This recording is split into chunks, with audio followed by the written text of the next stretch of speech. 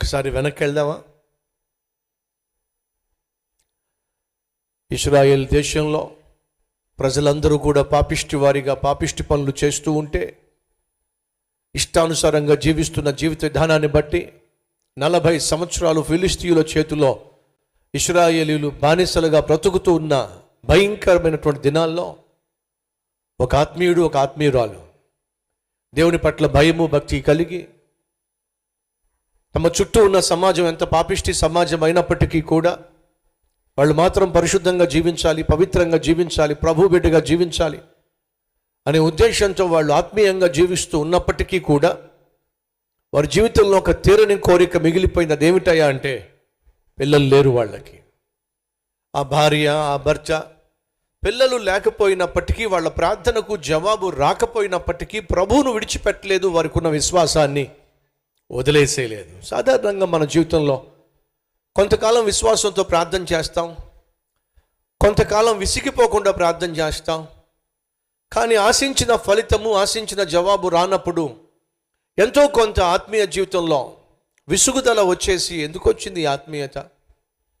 నేను ఎంత పరిశుద్ధంగా జీవిస్తున్నా, ఎంత ఆత్మీయంగా జీవిస్తున్నా, ఎంత భక్తిగా జీవిస్తున్నా, ఎంత ప్రార్థన చేస్తున్నా, నాకేమైనా జవాబులు వస్తున్నాయా?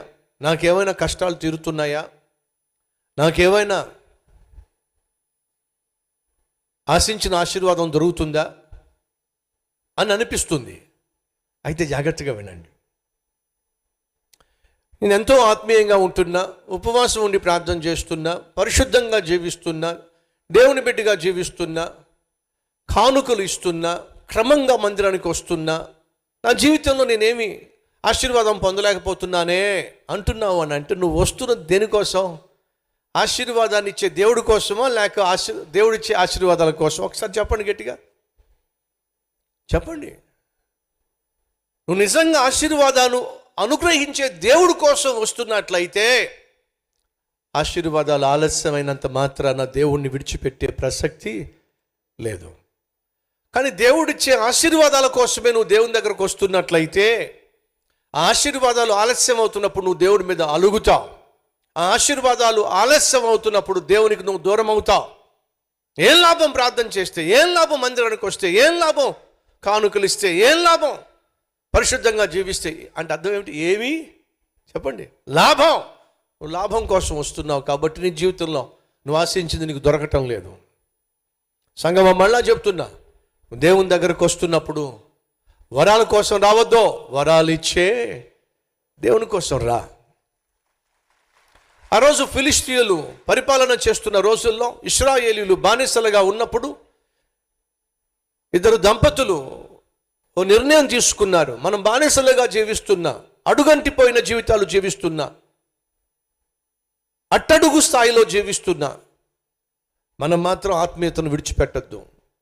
దేవునికి అనుకూలంగా జీవిద్దాం, దేవునికి మహిమకరంగా జీవిద్దాం తీర్మానం తీసుకున్నారు. కానీ వారి జీవితంలో కోరిక నెరవేరకుండానే ఉండిపోయింది. ఏమిటి ఆ కోరిక అంటే, వాళ్ళకి పిల్లలు పుట్టలేదు. అయినా సరే దేవుని విడిచిపెట్టలేదే, అయినా సరే ఆత్మీయతను విడిచిపెట్టలేదే, అయినా సరే పరిశుద్ధతను పనంగా పెట్టలేదే. సహోదరులు దయచేసి వినండి. నువ్వు ఆశించింది, నువ్వు అడిగింది ఒకవేళ నువ్వు పొందుకోలేకపోతే, దేవుని మీద అలిగి, దేవుని సన్నిధి మీద అలిగి, ప్రార్థన మీద అలిగి, ఒకవేళ ఒక అడుగు నువ్వు బయటికి వేస్తే కాచుకొని కూర్చున్నాడు ఎవడో చెప్పండి? ఈ జీవితాన్ని నాశనం చేసేవాడు. వాడు దొంగ, వాడు నరహంతకుడు, వాడు అబద్ధికుడు. నిన్ను నాశనం చేయటమే, నిన్ను నరకానికి ఈడ్చుకొని పోవడమే వాడుకున్న ఉద్దేశం. కష్టమైనప్పటికీ, నష్టమైనప్పటికీ, ఇరుకు ఇబ్బంది అయినప్పటికీ, వ్యాధి బాధలైనప్పటికీ, ఆర్థిక సమస్యలైనప్పటికీ, దేవుని రెక్కల చాటునే మనకు ఆశీర్వాదము, క్షేమము, సమాధానము, నెమ్మది. మర్చిపోకండి. ఆయన్నే కాదనుకొని చెప్పి నువ్వు ఎక్కడికి వెళ్ళినా సరే నువ్వు పొందుకోగలిగింది ఏమీ లేనే లేదు. అదే చేశారంట దంపతులు. ప్రభు ఎక్కడికి వెళ్తాం మేము? మాకున్న కష్టాలు తీరకపోయినా, మాకున్న సమస్యలు తొలగిపోకపోయినా, మేము అనుకున్నట్టుగా మాకు బిడ్డ పుట్టకపోయినా మేము ఎక్కడికి వెళ్ళగలం?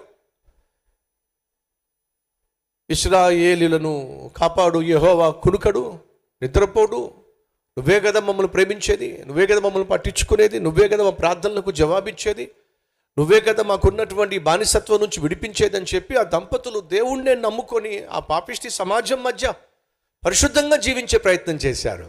సహోదరే, అదే ప్రయత్నం నువ్వు చేయి. సహోదరా, అదే ప్రయత్నం నువ్వు చేయి.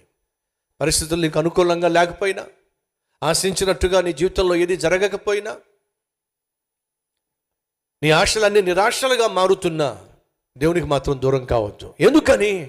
నేను ప్రకటిస్తున్న దేవుడు అన్యాయస్తుడు కానే కాడు. సమయం వచ్చింది. పరలోకము నుండి దేవుని దూత దిగి రావడం జరిగింది.